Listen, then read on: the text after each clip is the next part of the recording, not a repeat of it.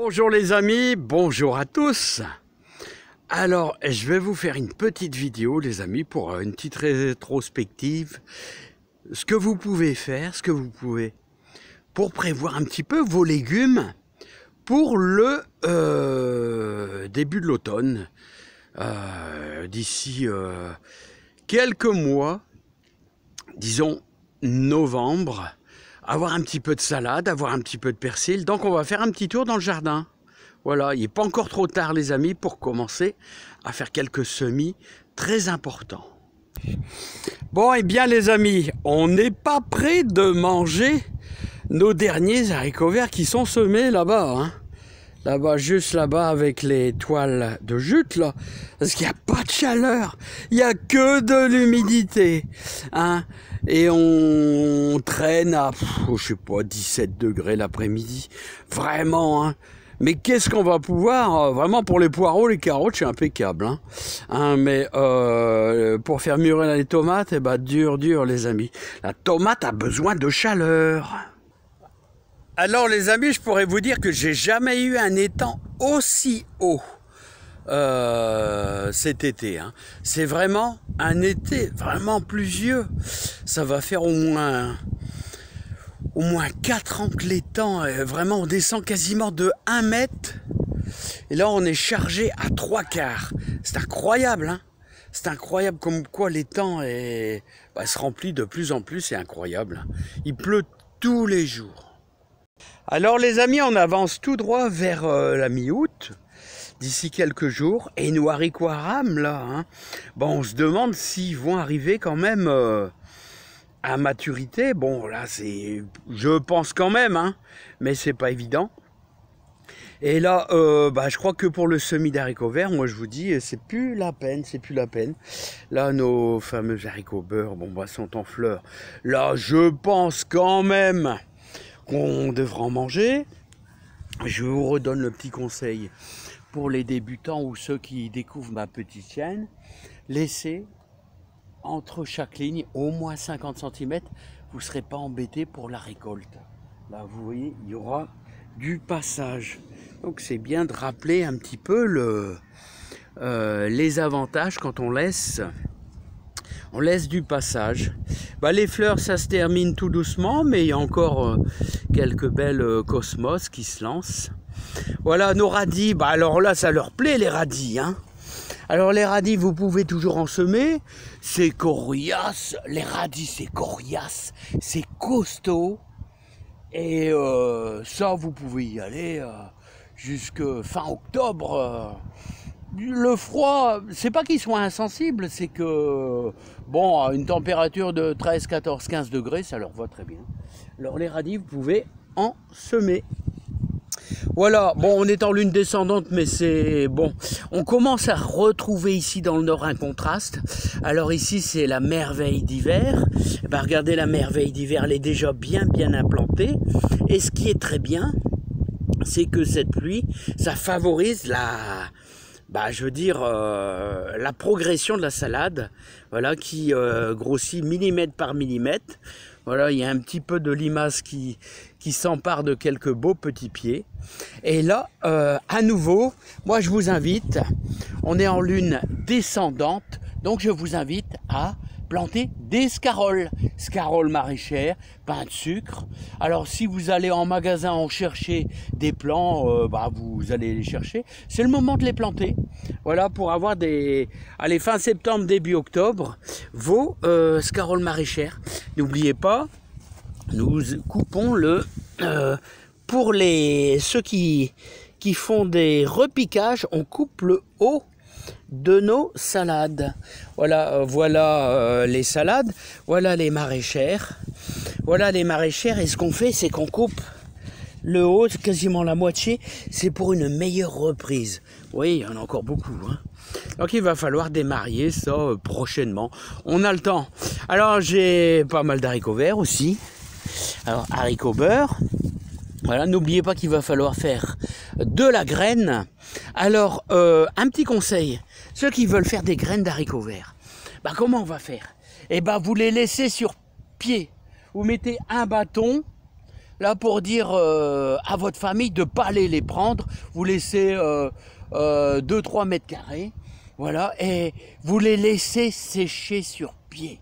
Voilà, on en reparlera, vous les laisserez sécher sur pied. Ça va le faire tout doucement, sans problème, et ça va sécher. Et c'est ce qu'il faut pour faire de la graine. Voilà, deuxième ligne de nos scaroles. Voilà, ici on a semé nos derniers haricots verts. Nos derniers haricots verts, il y a quelques jours, là, peut-être une semaine. Bon, ça m'étonnerait que ça soit levé parce que ça m'étonnerait fort. Parce qu'à mon avis, avec le peu de chaleur qu'il y a. Alors vous avez vu, on a mis des toiles de jute. Alors la toile de jute, c'est pour bénéficier, d'une humidité excessive. Et ben, je crois qu'on l'a même sans les toiles de jute. Hein, et avec un petit rayon de soleil, mais dur, hein. Alors sachez que vous pouvez toujours replanter des poireaux, voilà, si ça vous dit, hein, en mettant pas mal d'engrais naturels. Je vais vous préciser leur brun, ou je vais vous préciser, vous pouvez mettre un peu de purin d'ortie. D'ailleurs, j'en referai certainement prochainement, parce que je voudrais booster un petit peu mes petites salades. On va leur apporter plein d'azote. Alors, ici on arrive dans le pays des potimarrons. Ah bah, les potimarrons, ils se font pas de bile, hein.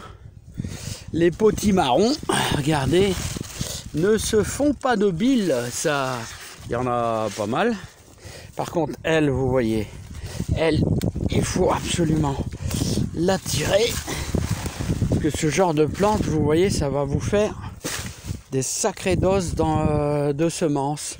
Alors les potimarrons, bah regardez, ils sont beaux, hein, ils sont magnifiques. Ils sont magnifiques, hein, c'est déjà des belles boules, hein, qui se forment. Et bah, j'en ai pas mal, hein. J'en ai pas mal, les amis. C'est pas mal, c'est pas mal.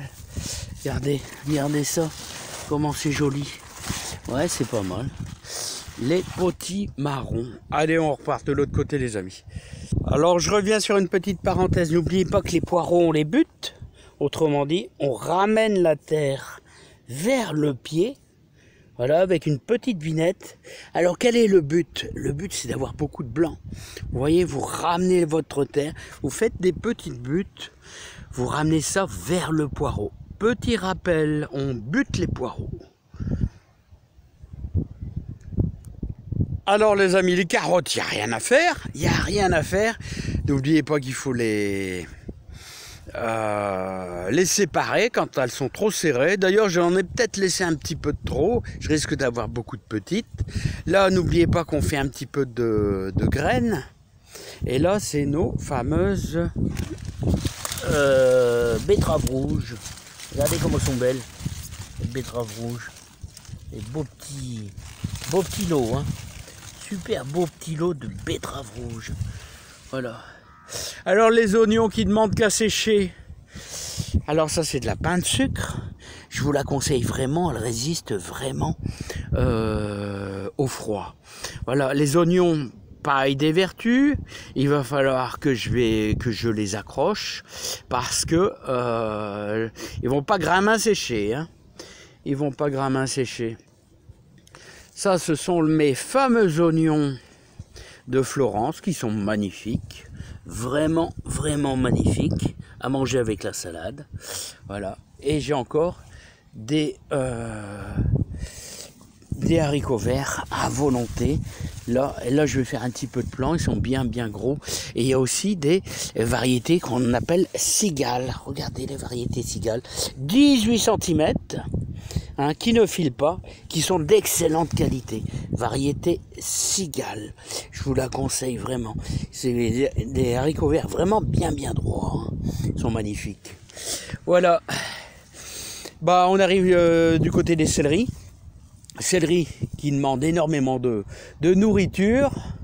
Là, mais bon, ça suit son cours. On commence à avoir de belles boules. N'oubliez pas, petit rappel aussi, on arrache au fur et à mesure à chaque fois tout ce qui est autour, pour avoir la boule qui se forme de plus en plus. Ça, on peut le mettre soit dans la soupe, soit sur votre compost, tout simplement. Voilà les tomates, et ben pour les faire mûrir, dur les amis, dur, il n'y a pas de soleil, on va se payer un beau mildiou, hein, regardez, oh là là là là là, pas de soleil les amis, pas de soleil. Alors n'oubliez pas, je vous avais dit, vous avez vos pieds qui sont malades, qui ont le mildiou, vous avez presque des tomates à maturité. Ouais, j'ai oublié de vous dire, vous devez le cueillir avec cette petite fixation là, hein, le pédoncule là, vous le coupez ici et vous l'enveloppez dans du papier journal dans votre pièce chaude. Voilà, hein, c'est la chaleur. Il faut que votre tomate soit vraiment à maturité. Autrement dit comme celle-ci.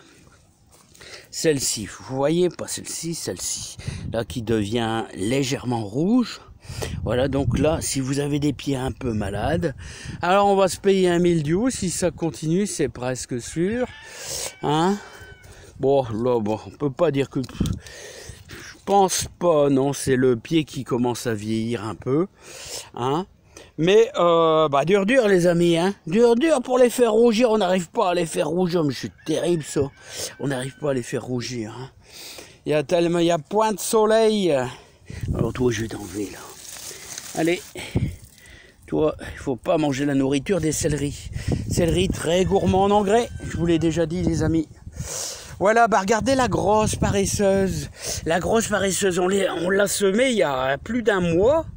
Là, c'est une expérience. Voilà, pour l'instant, c'est concluant. Elle est déjà bien formée. On n'est pas encore mi-août. Et elle a déjà une belle carrure.